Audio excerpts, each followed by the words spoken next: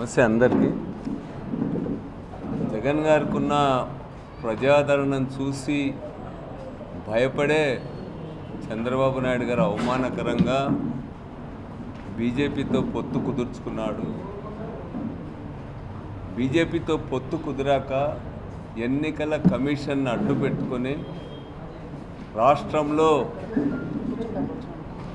ఏ విధంగా అయినా ఎన్ని అడ్డదారులు తొక్కైనా సరే గెలవాలనేటువంటి ఒక పథకం ప్రకారమే చంద్రబాబు కూటమంతా కూడా పనిచేస్తూ వచ్చింది. దాంట్లో భాగంగానే రాష్ట్ర వ్యాప్తంగా జరిగినటువంటి ఈ దాడులు, ఈ అల్లర్లు కూడా అనేటువంటిది అందరికి కూడా అర్థమవుతుంది.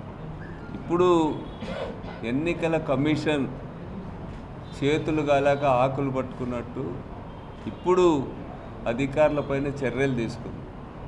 వాస్తవానికి ఎన్నికలు ఇంకా వారం రోజులు ఉన్నట్టుగా డిఐజీని ఇక్కడ చాలా అవమానకరమైన రీతిలో బదిలీ చేసింది ఎన్నికల కమిషన్.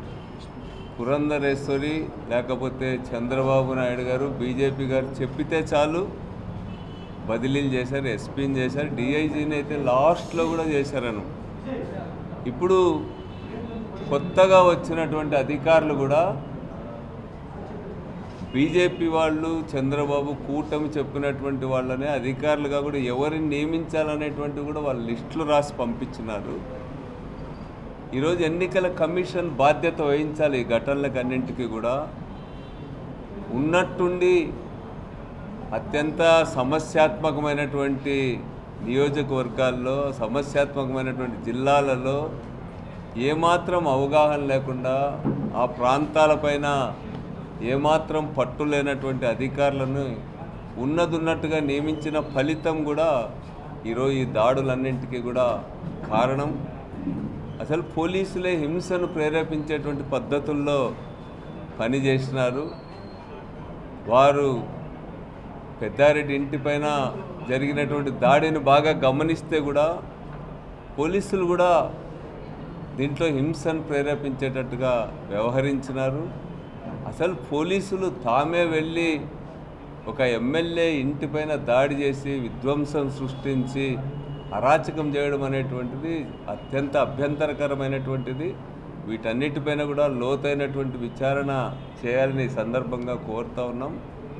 అదేవిధంగా ఎన్నికల్లో ప్రజాదరణ లేక ఇట్లాంటి ఆఫీసర్స్ పైన, లేకపోతే కొన్ని చోట్ల ఉరవకొండ నియోజకవర్గంలో అయితే కేశవ్ సొంత పంచాయతీలో మర్డర్ కేసులో ఉన్నటువంటి వాళ్ళని ఏజెంట్లుగా పెట్టినాడు.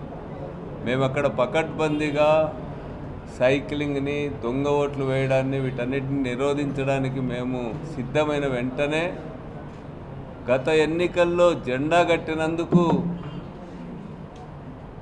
వైఎస్ఆర్ పార్టీ కార్యకర్తల హత్య చేసినటువంటి నిందితుల్ని ఏజెంట్లుగా పెట్టుకున్నారు. మర్డర్ కేసుల్లో ఉన్న వాళ్ళు తప్ప ఏజెంట్గా కేశవ్కి లేరా? ఇవన్నీ కూడా ఒక భయోత్పాతాన్ని సృష్టించడానికి, ఓటర్లు నిర్భయంగా నిష్పక్షపాతంగా ఓటు వేయకుండా ఉండడానికి రాష్ట్ర వ్యాప్తంగా ఇట్లాంటి కుట్రలు చేశాడు. వీటన్నిటిపైన కూడా కఠిన చర్యలు తీసుకోవాల్సిందిగా, అదేవిధంగా ఈసీ ఇప్పుడు తీసుకున్నప్పటికీ కూడా అది బాధ్యతల నుంచి తప్పించుకోలేదనేటువంటిది నేను ఈ సందర్భంగా తెలియజేస్తా ఉన్నాను. ముందుగా పత్రికేయ మిత్రులందరికీ, అలాగే వైఎస్ఆర్ కాంగ్రెస్ పార్టీ పెద్దలకు, ఇక్కడికి వచ్చిన ప్రతి ఒక్కరికి నా నమస్కారాలు తెలియజేసుకుంటున్నాను. ముందుగా గత ఎన్నికల్లో 2019లో వైఎస్ఆర్ కాంగ్రెస్ పార్టీ అధికారంలోకి వచ్చిన తర్వాత ముఖ్యమంత్రి వైఎస్ జగన్మోహన్ రెడ్డి గారు ప్రతి ఒక్క హామీని నెరవేర్చి ఈరోజు ప్రజల్లో మరింత విశ్వాసం పెంచుకున్నాడు, అలాగే మరింత విశ్వాసంతో ముందుకెళ్తున్నాడు అనేది ఈరోజు మనకందరికీ తెలిసిన విషయమే. ఇది చంద్రబాబు నాయుడు గారు, కూటమి వాళ్ళు జీర్ణించుకోలేక ఈరోజు రాష్ట్రంలో ఎక్కడ చూసినా అలజడులు సృష్టించి గొడవలు, అలాగే ఓటమి భయము ఎదురవుతుందేమో అని చెప్పేసి వారు భయపడి ముందుగానే ఈ అల్లర్లకు పూనుకున్నారని చెప్పేసి ఈ సందర్భంగా తెలియజేస్తూ ఉన్నాను. రాష్ట్రంలో చంద్రబాబు నాయుడు గారు జనసేన, బీజేపీ, తెలుగుదేశం ఈ 3 పార్టీలు మేము కలిసి జగన్మోహన్ రెడ్డి గారిని అధికారం లేకుండా చేస్తామని చెప్పేసి హితవు పలికారు. కానీ రాష్ట్రంలో ఉండే ప్రజలంతా కూడా ఈరోజు ఇచ్చిన ప్రతి హామీని జగన్మోహన్ రెడ్డి గారు నెరవేర్చి ప్రజల పక్షాన ఈరోజు నిలబడ్డాడని చెప్పేసి తెలియజేస్తూ ఉన్నాను. అలాగే విద్య, వైద్యం, వ్యవసాయం, పారిశ్రామిక రంగాల్లో విప్లవాత్మక సంస్కరణలు తీసుకొచ్చి ఈరోజు రాష్ట్రాన్ని అభివృద్ధి పథంలో నిలిపారు. రేపొద్దున మాకు అధికారం దక్కదేమో, అధికారం రాదేమో అనే అపోహలో ఈరోజు చంద్రబాబు నాయుడు గారు ఉన్నారు. అధికార దాహం కోసము ఏ చర్యకైనా పాల్పడతాడని చెప్పేసి సందర్భంగా తెలియజేస్తూ ఉన్నాను. అధికారం ఎవరి సొత్తు కాదు, ఒకరి సొత్తు కాదు. రాష్ట్ర ప్రజలు ఎవరిని నిర్ణయిస్తే వారే అధికారంలోకి వస్తారని చెప్పేసి ఈ విషయం గమనించుకోవాలని చెప్పేసి తెలియజేస్తూ ఉన్నాను. రాష్ట్ర ప్రజలు ఏ మేరకు నిర్ణయించారు, రాష్ట్ర ప్రజలు ఎవరిని ఎన్నుకోబోతున్నారు, రాష్ట్ర ప్రజలకు మంచి జరిగిందా లేదా అనే విషయం మీద ఆలోచన చేయాలని చెప్పేసి తెలియజేస్తూ ఉన్నాను. అలాగే మొన్న ఎలక్షన్ అయిపోయిన మరుసటి రోజు తాడిపత్రిలో జరిగిన సంఘటన కూడా ఇందుకు ఉదాహరణ అని చెప్పేసి తెలియజేస్తూ ఉన్నాను. అలాగే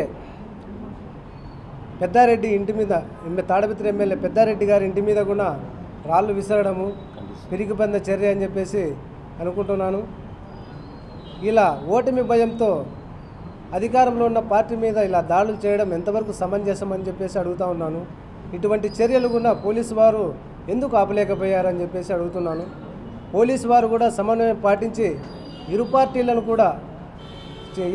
కూడా సమన్వయం చేసుకొని ఎక్కడ కూడా గొడవలు, అలజడులు సృష్టించకుండా ఎలక్షన్ ఖచ్చితంగా జరపాలని చెప్పేసి కూడా ఎలక్షన్ కమిషన్ వారు చెప్పారు. అయినా కూడా కొంతమేరకు ఈ పోలీసు వ్యవస్థ కూడా ఈ దాడులకు సహకరించిందని చెప్పేసి తెలియజేస్తూ ఉన్నాము.